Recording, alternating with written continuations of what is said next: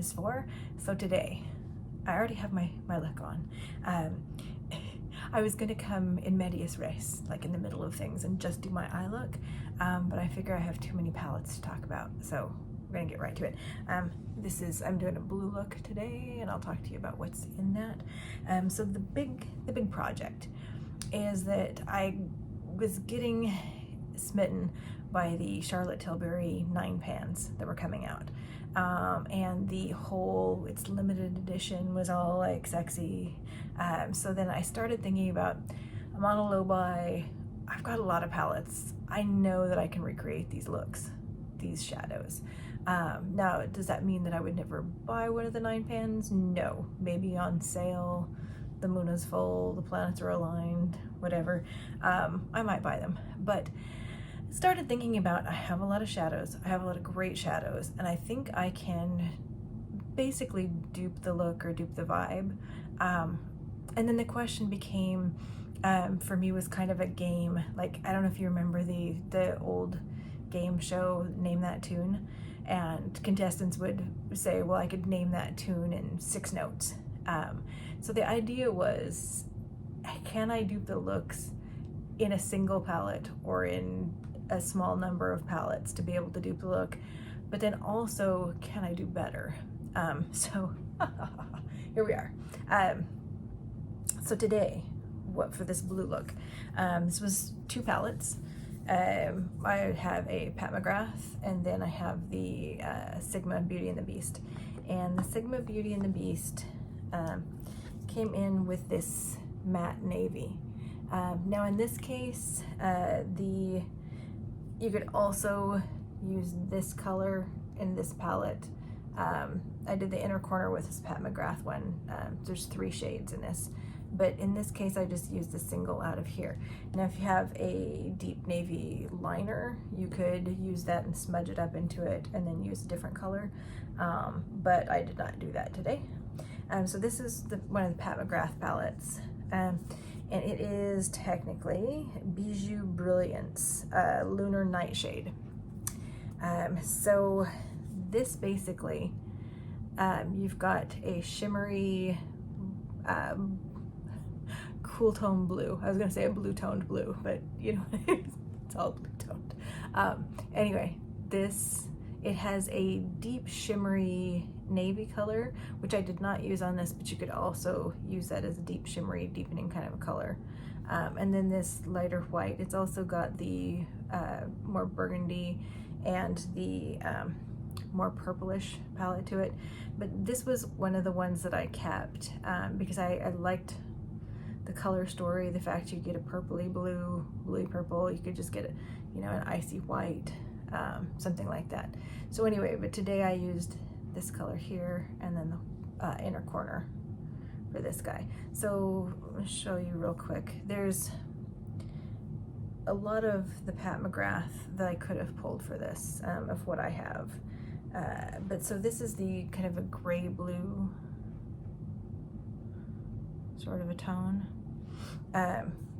So those 2. So I was able to find a blue color story in the scheme of the Charlotte that I liked.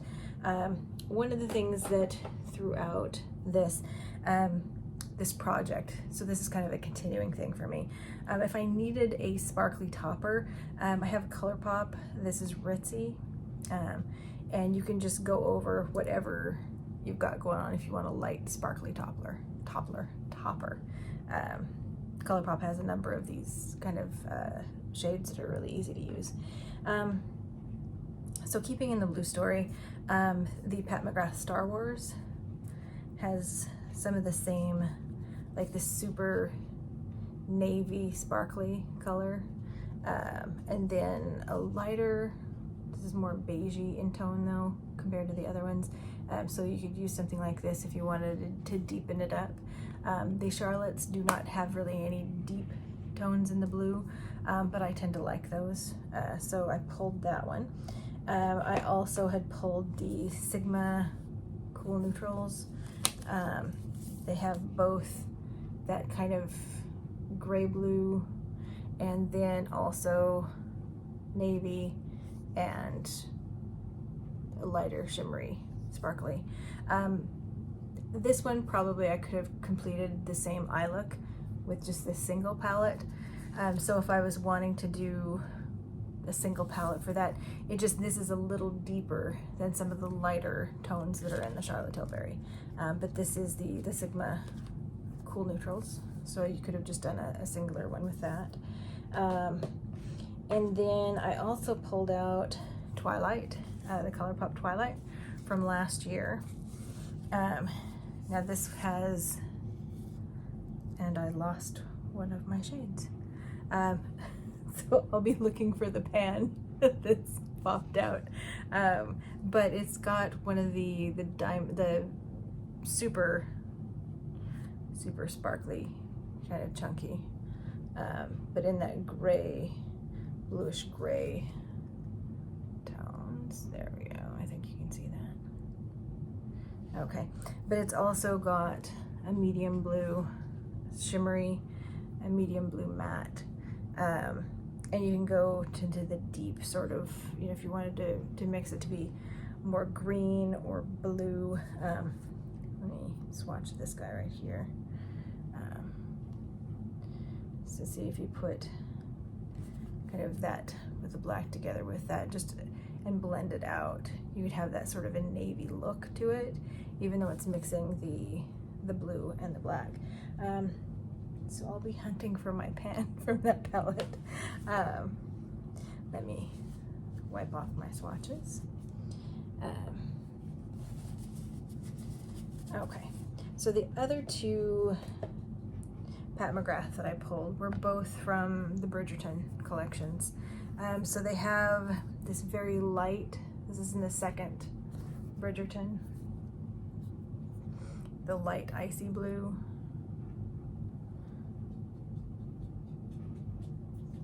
So that's there. Compared to these, it reads a little more greenish blue than blue, but it's still, if it's by itself, it's more blue. And then the original Pat McGrath Bridgerton palette. So it's a blue palette. I just about broke my nail. But it also has this blue, and this is more of a flaky, so it's not as creamy, but it's more of a flaky blue. And I'll put it right next to that one. So you see, that one's a little bit lighter, a little bit less greeny blue. And this makes sense that it's a little greeny blue because it's with it didn't come out technically as a Bridgerton, but well, it did, sorry. The third one didn't come out as Bridgerton, but this was in the palette that's more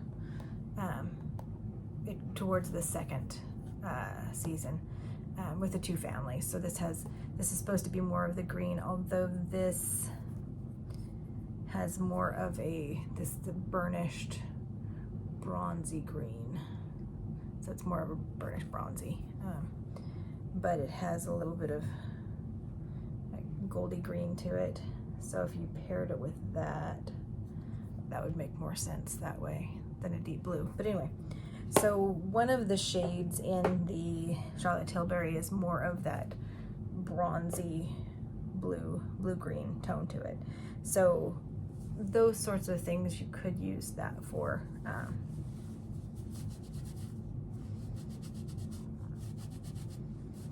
Okay, so we're cleaning off our swatches.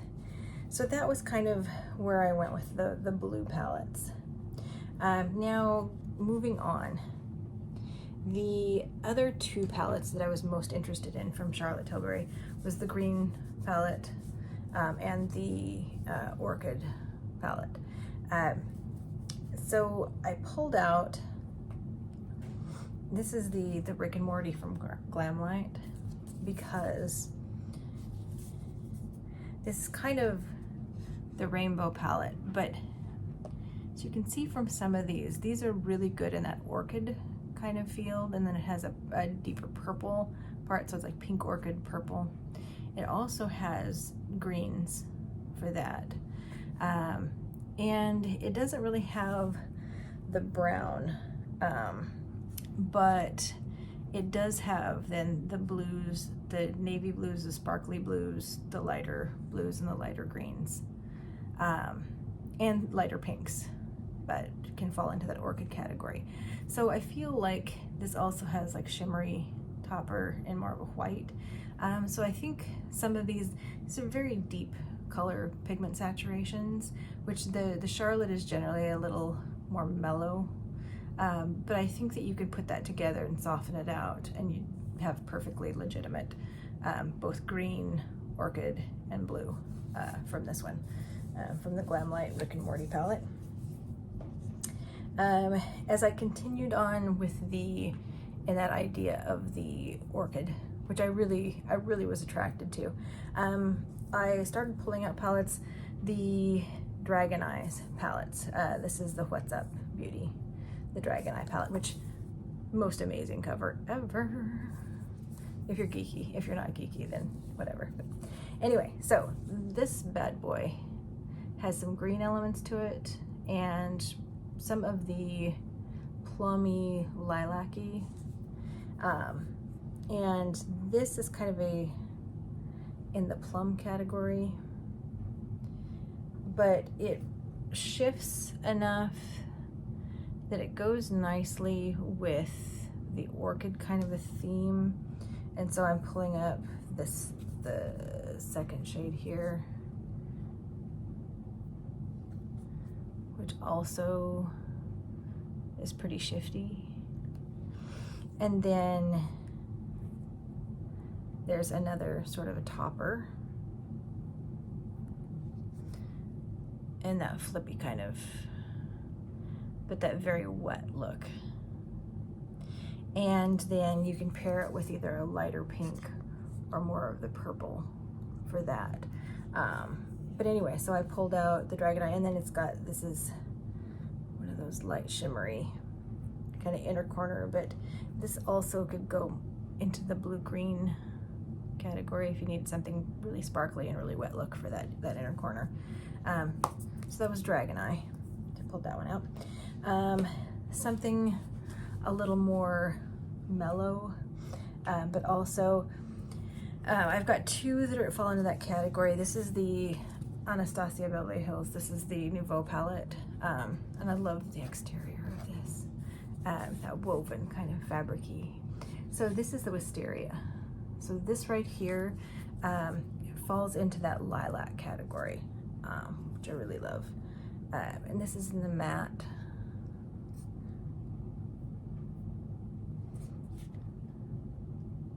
So maybe it's a little harder to read in this light on camera, but hopefully you can read that Wisteria. So the Wisteria, and you've got more of the salmony pink, but you can, this is more of an eggplant, so you can kind of line it with this and have this Wisteria, and then either top it with something like like I said, the ColourPop toppers, or you could go into a pink, more the pink category. This is this one right here. So it's more of a pink, and then you can have your mattes and so forth with that. But that's in your Nouveau palette. Also, the Lawless, the lavender one. I love this palette so much. It doesn't look like much to the eye, but it's a fantastic palette. So this has kind of that lilac matte color also. And I'm swiping it right next to the Anastasia, so you can see there's definitely a tone difference to it if you have a preference. But there's in that kind of that muted pastel lilac. I don't know if you can tell. But super beautiful. And then you go into this, you've got other lilacs, and then you've got pops of like the inner corner. I don't even know if you can tell that. But this is a great palette for that, and you can build if you want something that looks more sparkly lilac, you can build with that. So maybe you can't get the entire Duping the Vibe look out of it for this one, but you can add to it. This is the the Charlotte Tilbury, the little popper, the pop shot. And then this is also in the lilac. Let's see if it, so it's Pillow Talk Ultraviolet is what it is. So swatch that for you. These are a lot of fun. These are they're more on the creamy side of things, and I really like this. This is a great addition to a look. Hopefully you can see that.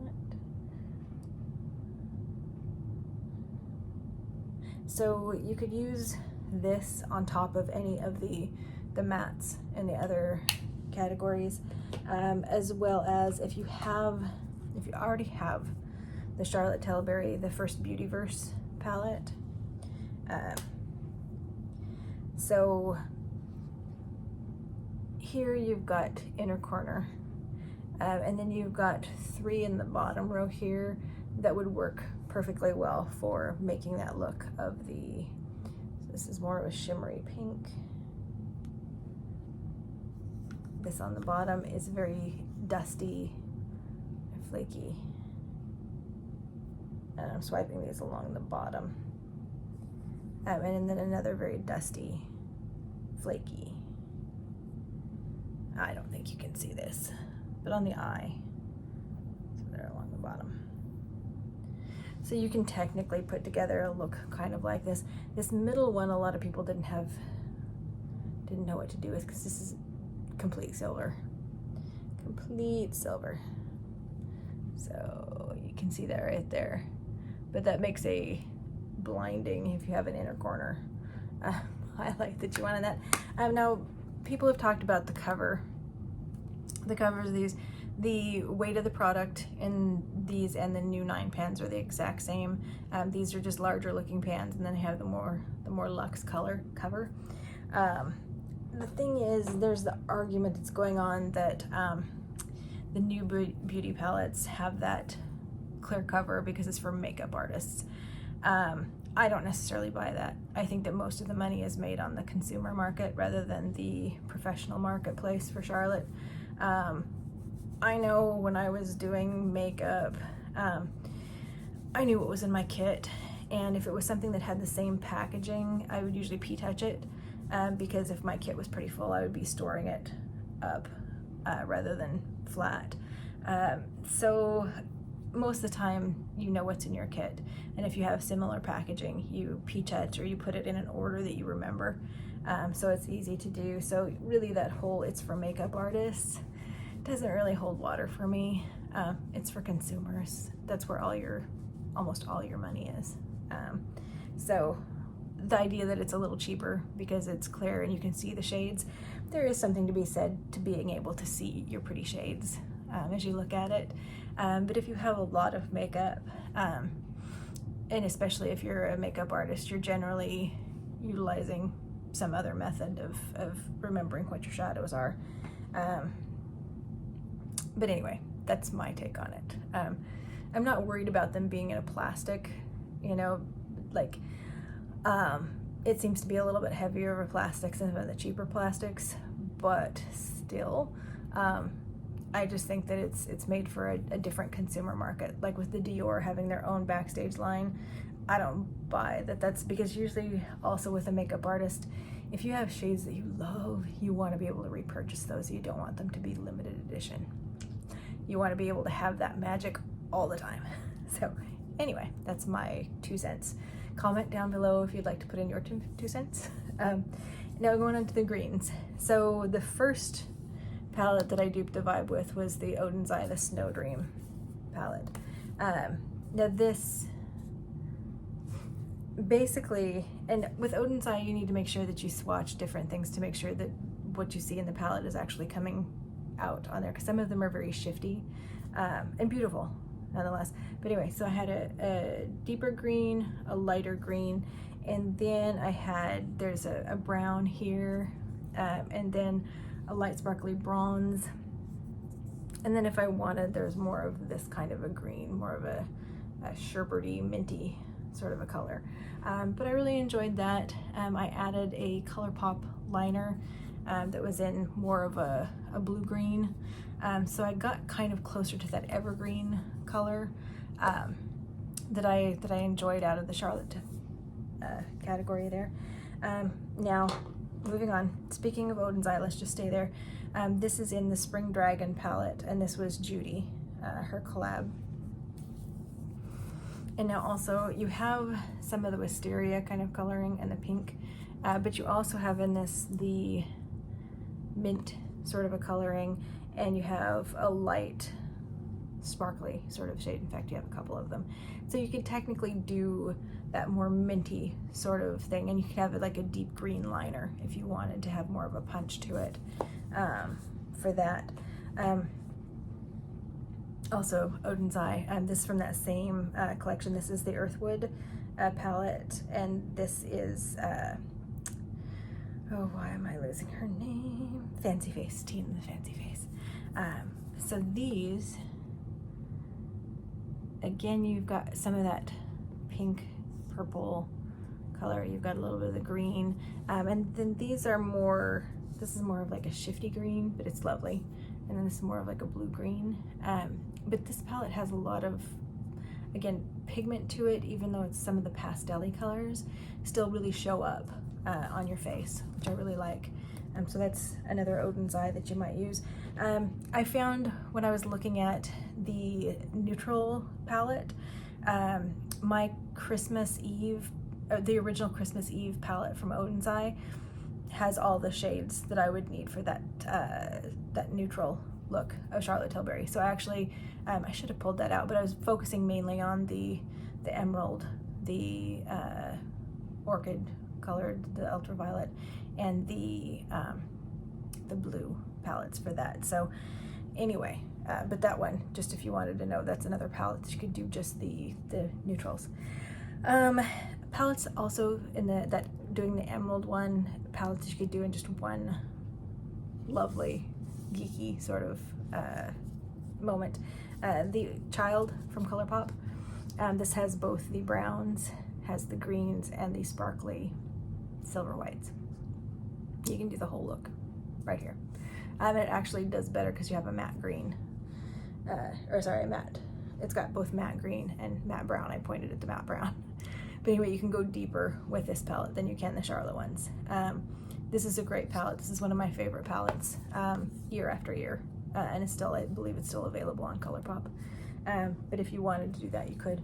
Also, if you're looking for the one shade that's more of the kind of the bronzy green, this is the ColourPop New Moon. And this color right here, in the pan it looks a little lighter, like a lighter green, but when you actually get it on, it's a deeper, like I said, more of a bronzy, olivey, little shifty sort of color. But that one shade in the emerald, if you were looking to try and replicate a little bit of that, if you placed it next to a green, it would read more green. If you place it more next to a brown, it'll read more olive or brown. But that's something that you might look at. Also, trying not to let my palette topple over as it's all. This is the Adept, the Element 115. And this having more of like the wisteria, but also like a green and the super sparkly shifty.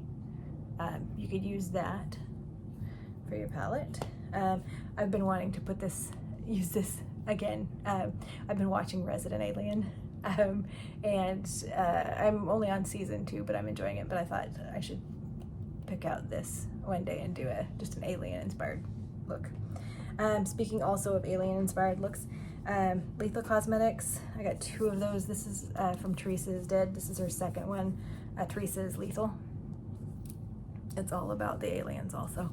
But you've got greens in it and sparkly silver for an inner corner. And you could do more of, this is more in that cool green, more evergreen sort of thing. And then you've got more of a emerald green or a forest green, and this is more of the actual olive. So it doesn't really fit with the Charlotte, but you could have fun with it. But you could do the others from this one. And also, we're down to 2 palettes, kids. If you had the player, the 1-Up player, also in the geeky category, this has the mints and the sparkly sort of tones, and you could also do the pink, purple, and more hot green. You could kind of tone it down with some of a topper like that, but you can do your greens with that. And then last but certainly not least, this is one of my newest palettes. This is the Angelica Nyquist, her Galactic Visitor palette from Singe Beauty. And also, so you'll note you've got the minty sort of shades, the more blue tones, and then the toppers, but you've got deeper tones in it than you do this Charlotte Tilbury, but you can totally do more of that winter green, sort of an eye look from the Charlotte of that, and then you can have the deeper teal to do a liner for it. So I feel like it's more inclusive for that one. Okay, so I really feel like I just scratched the surface with a lot of these guys. What I found was that I have a lot of really cool palettes that don't get enough use, and so in the meantime I should be trying to pull out my palettes and just duping that vibe for right now, and we'll wait for a sale. Once the sale is on, maybe the Sephora sale, you know, I have Ulta points, we might look at that Charlotte, but it won't be because I need the shades to be able to do the look. It will be because I just want that specific Charlotte. So anyway, hope everyone is doing well. Let me know if you've been fighting the FOMO, duping the vibes, if you have palettes that you like to use for these looks, and we'll see you in the next video. Bye-bye.